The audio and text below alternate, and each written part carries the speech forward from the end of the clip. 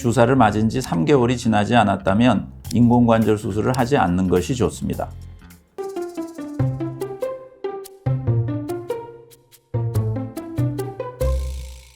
안녕하세요. 서울 부민병원 로봇인공관절센터의 궁윤배입니다.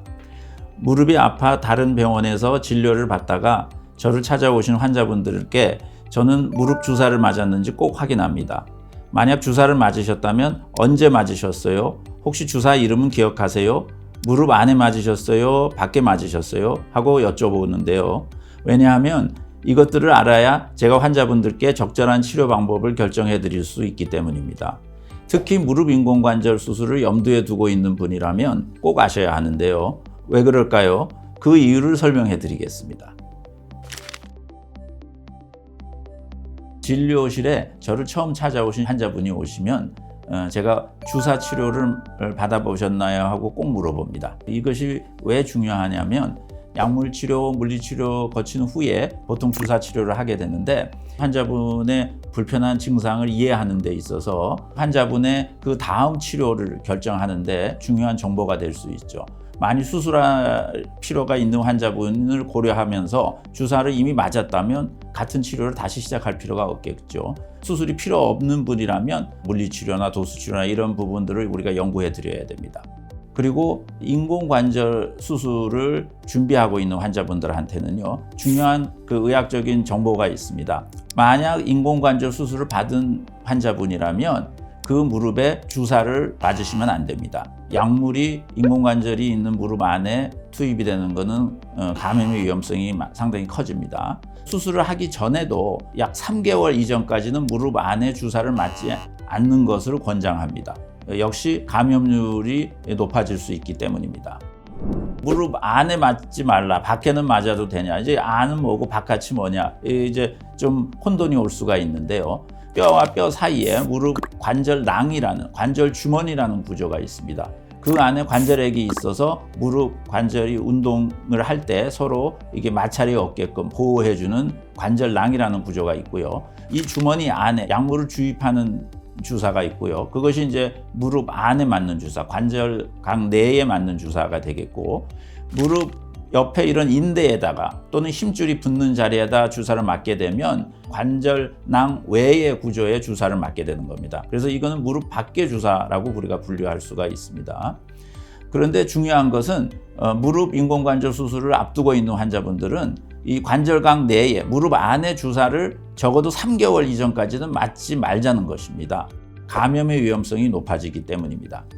그러면 어떤 주사가 관절강 내에 맞는 주사고 어떤 주사가 관절강 밖에 맞는 주사냐, 우리 일반 분들은 이제 구별하기 어려운데요. 그래서 환자분들이 무릎에 맞게 되는 주사의 이름을 알아두는 것이 좋겠습니다. 관절강 내에, 무릎 안에 맞게 되는 주사를 말씀드리면 콜라겐 주사, 연골 주사, PDRN 주사, 콘듀란 주사, 그 다음에 이제 스테로이드 주사가 있는데 일반적으로 설명드릴 때는 소염 주사 또는 뭐 물 말리는 주사 이렇게 설명을 들으실 수 있을 겁니다. 그 다음에 관절 밖의 구조물에 맞게 되는 주사가 통증 유발점 주사, TPI 주사라고 하고요. 그리고 프롤로 주사, 인대 강화 주사 또는 증식 주사라고도 불리우는데요.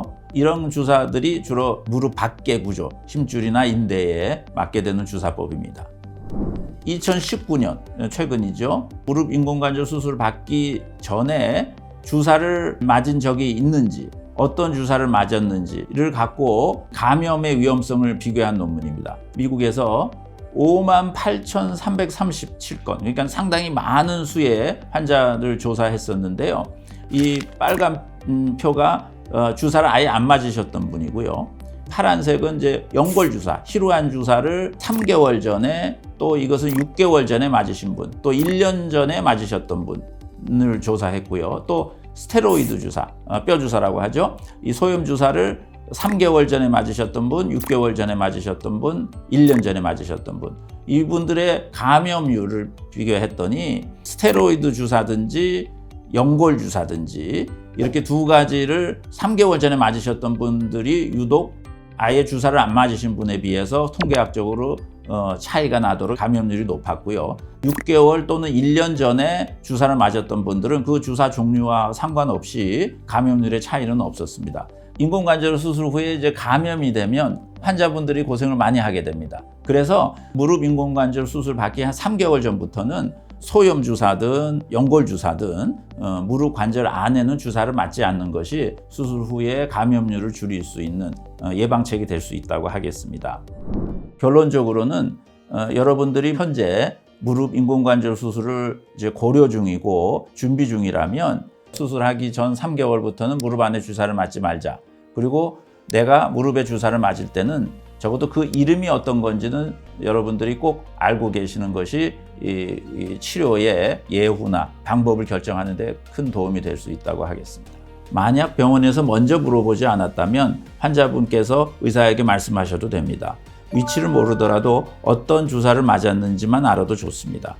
저는 제 환자분들께 어떤 주사 치료를 해드릴 것인지 충분히 설명을 해드리며 무엇보다 인공관절 수술 받는 것까지 고려해 치료 방법을 결정합니다. 인공관절을 염두에 두고 계신다면 좋은 수술 결과를 위해 수술 3개월 전까지는 무릎 안에 주사를 맞지 않아야 한다는 것을 기억해 주시면 좋겠습니다. 도움이 필요하시면 언제든 서울부민병원으로 내원해 주세요. 감사합니다. 오늘 소개해드린 내용은 어떠셨나요? 더 많은 건강 이야기가 궁금하다면 서울부민병원 유튜브 채널을 구독해 주시기 바랍니다. 앞으로도 서울부민병원 유튜브에서 유익한 건강 이야기를 많이 들려드리겠습니다. 감사합니다.